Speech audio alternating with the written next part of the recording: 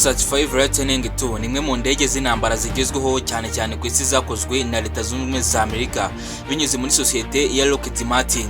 Iyi ndege iri mu cyiciro cya gatanu 5th Generation Fighter Jet, bivuze ko ifite ikoranabuhanga rihanitse cyane ugereranyije n'izindi zayibanjirije. Icya mbere gituma F-35 iba idasanzwe ni ubushobozi bwo kutabonwa na radar, Strength Technologies. Iyi ndege yubatswe mu buryo butuma imiterere yayo n'ibikoresho byigize bigabanya cyane uburyo bwa radari ziyibona. Ibi bituma ishobora kwinjira mu kirere cy'umwanzi itamenyekanye byoroshye. Icya kabiri ni ubwenge buhanitse bwo guhuza amakuru, cyo bise sensor fusion. F-35 ifite sensor zitandukanye zikusanya amakuru menshi icyarimwe, zirimo radari, kamera zigezweho, distribution operator system hamwe na FED system. Aya makuru yose ahuzwa akerekanwa ku muderevu mu buryo bworoshye kumva, bigatuma afata ibyemezo byihuse kandi neza kurusha uko byahoze. Indi ngingo ikomeye ni ubushobozi bwo guhuza no gusangira amakuru n'izindi nkabo, cyo bita network centric warfare. F-35 ishobora kohereza no kwakira amakuru ku zindi ndege, ku butaka no mu mato mu nyanja. Ibi bituma iba nk'ubwonko bw'urugamba, igafasha guhuza ibikorwa byose by'intambara. Mu bijyanye n'intwaro, F-35 ishobora gutwara misiri n'amasasu mu nda yayo tunnel weapon bay kugira ngo idatakaza ubushobozi bwa strength. Ifite ubushobozi bwo gutwara izindi ntwaro hanze yayo mu gihe strength itari ngombwa. Ishobora kugaba ibitero ku butaka, mu kirere ndetse no mu nyanja. F-35 kandi ifite engine ikomeye cyane ituma igenda ku muvuduko wo hejuru wa Mach 1.6 urenze umuvuduko w'ijwi. Hari n'ubwoko bwa F-35B bushobora guhaguruka bugahagarara ahantu hagufi, short take off and vertical landing, bigatuma ikoreshwa no ku mato y'intambara. Mu gusoza iki gice, F-35 si indege isanzwe y'intambara, ni urubuga rw'ikoranabuhanga ruhuza ubwenge, imbaraga n'ubushobozi bwo kugenzura urugamba mu buryo bugezweho cyane. Gusa nubwo umaze kumva ubudahangarwa bw'iyi ndege F-35 ndetse n'ibindi bitandukanye bigira idasanzwe ku isi hose, ibi byose Iran yarabirebye maze bikora na zero, maze irasa indege F-35 irayishwanyaguza.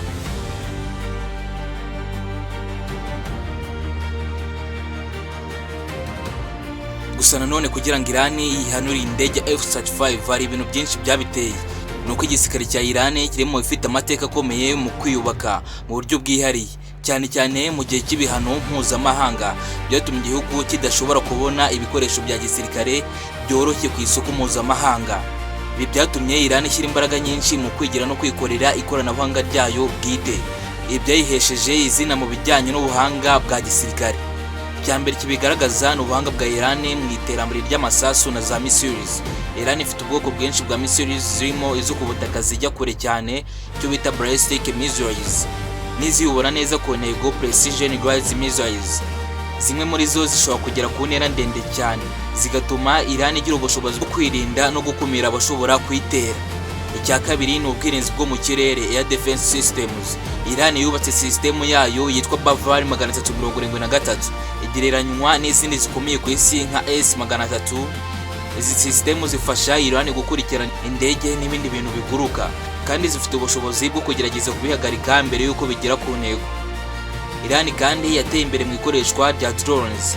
Izi drones zikoreshwa mu kugenzura, gufata amakuru ndetse no mu bikorwa by'intambara. Mu myaka ya vuba, drones za Iran zagaragaje ko zishobora kugera kure, gukora neza kandi zigatanga amakuru y'ingenzi ku rugamba. Ikindi cy'ingenzi ni intambara y'ikoranabuhanga, cyo bise cyber warfare. Iran yashoye imari mu gangana n'ibitero byo kuri internet no mu gutata amakuru hifashishije ikoranabuhanga. Ibi bituma kiba kimwe mu bihugu bifite ubushobozi bwo guhangana no guterwa mu rwego rwa cyber attacks.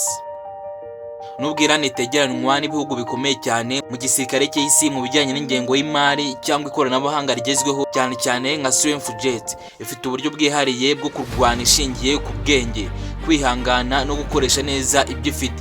Ibi bituma igihugu gifite ijambo rikomeye mu karere kacyo no ku rwego mpuzamahanga. Ubuhanga bw'igisirikare cya Iran bishingiye ku kwigira, guhanga udushya no gukoresha neza ubushobozi buhari. Nubwo hari imbogamizi, igihugu cyashoboye kubaka igisirikare gifite imbaraga zituma gihora cyitabwaho ku isi.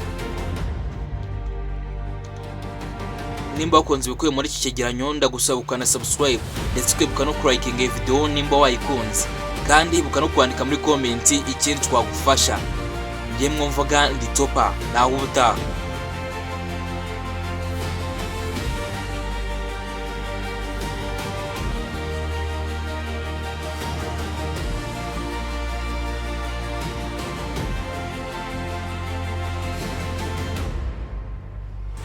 Ku banyeshuri biga muri level 4 ndetse na level 5, ndavuga kuri ba bantu batakoze stage cyangwa se bayikoze ntibabona aho basinyisha, muri Skyles Rwanda Limited turabafasha. Ku bindi bisobanuro watwandikira cyangwa duhamagara kuri 0783285020. Location yacu tubarizwa mu karere ka Muhanga, aho ziri ku kigo cy'urubyiruko cyangwa hazwi nka Maison de Jeunes, hafi y'akarere ka Muhanga neza. Muri Skyles Rwanda Limited tugufasha gukabya inzozi zawe. Hagere maze tugufashe mu byo wifuza byose.